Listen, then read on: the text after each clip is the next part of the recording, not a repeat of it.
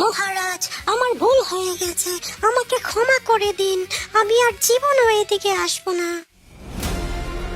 আমাকে খাবেন না প্লিজ, আমার 3টা বাচ্চা এখনো একা একা খাবার খাওয়া শিখেনি, আমি না থাকলে মরে যাবে। আপনার দয়ায় বাঁচবে 4টা প্রাণ, নিষ্ঠুর হবেন না, ক্ষমা করুন, ক্ষমা করুন। এই ছাড়ো ছাড়ো, তুমি আমার পাশে খুব নিরাপদ। বোধ হওয়ার পর আমি কোনোদিন মাংস খাইনি। আমি নিজে একটা প্রাণী অন্য প্রাণী হত্যা করতে পারি না।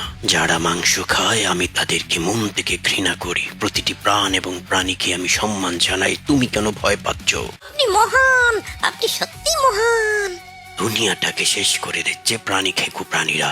একটা সুন্দর পৃথিবীর জন্য সব প্রাণীকে সমানভাবে সম্মান করা উচিত।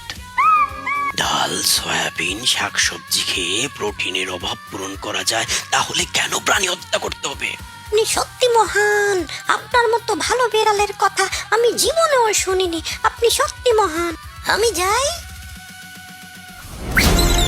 আপনি তো বলেছিলেন আপনি প্রাণী হত্যা করেন না, আপনি মাংস খান না। আমি সত্য বলেছি, আমি প্রাণী হত্যা করি না। আমার অনেক পরিচিত জন আছে যারা মাংস খায়। তাদের কাছে তোমাকে বিক্রি করে আমি লেটুস পাতা কিনবো।